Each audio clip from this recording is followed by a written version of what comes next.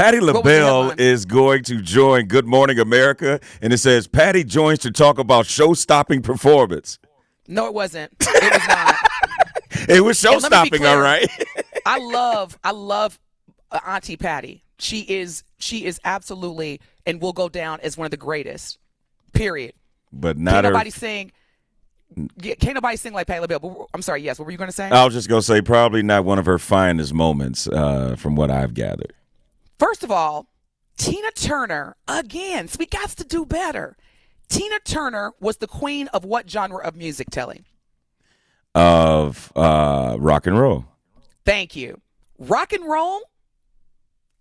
So to me, rock and roll, everything else comes from rock and roll. And by the way, coincidentally, if you ask me, Ike Turner, along with Chuck Berry, were the originators of rock and roll. If you ask me, Chuck Berry, along with Ike Turner, are the kings of, or the originators, I should say, the originators of rock and roll. Tina Turner was honored by Patti LaBelle. Patti LaBelle performed to honor Tina Turner, who passed away last month, with her iconic song, Simply the Best. Now, you know doggone well, Telly. Now, Ben, you chime in if you're familiar, but you know doggone well that Patti LaBelle is not a rock and roll singer. Now, as a very talented performing artist, she can sing. Like I remember, when the late Aretha Franklin filled in for, and I forget what famous opera singer, Italian opera singer, but the best by Tina Turner. See, she has such vocal variety and she's such a soul singer. I did not understand why they invited or selected Patti LaBelle to give the queen of rock and roll a tribute. To me, this would have been a perfect opportunity to invite some legends that, like, I know she's on tour, but I think Beyonce would have been a great tribute. And even if they would have broadcasted live from one of her concerts, maybe. I don't know if she was performing last night. I know she's in France with the Pharrell fashion show, which we'll talk about later.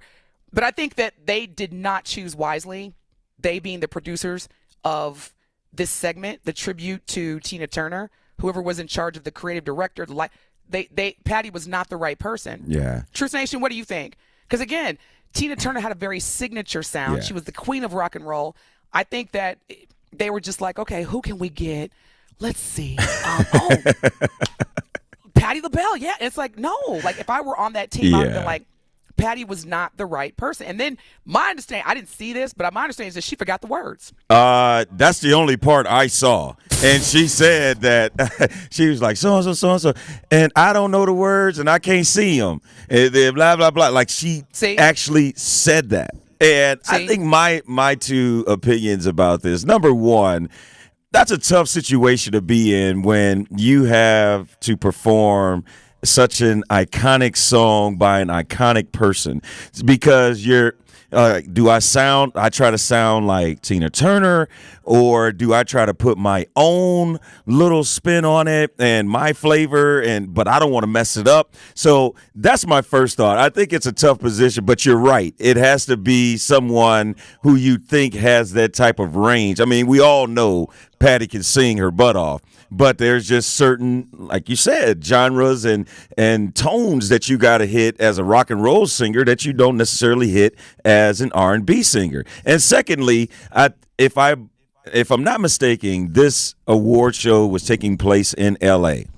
Mm-hmm. And the only thing I could say about BET. Don't you make no excuses for no living legend. Okay. Don't you make no excuses. I'm not going to make an excuse. I'm going to say there is a writer's strike.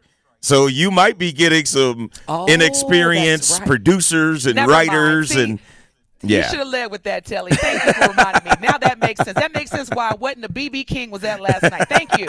Because so basically they had all interns producing. Basically, we could have went and produced it. I guarantee you it would have been better than that. But yes. See, now that makes perfect sense. Now I don't even need to do the commentary because we still want it. Like, come on now. There were 12-year-olds that were producing this. Thank you. They borrowed the Nickelodeon interns to come and produce the BET Award. Hey, what y'all doing? What y'all doing Sunday? Nothing. What you need? Can you produce the BET Awards? Yeah, sure. Can we get some candy? Can we get some candy? Some Sour Patch Kids? We don't need no money. It makes perfect sense. Now, going back to Patti really quick, and I am in no position to even critique Patti. All I'm saying is that the kids who produced the show, when you have elders, make sure the teleprompter is huge.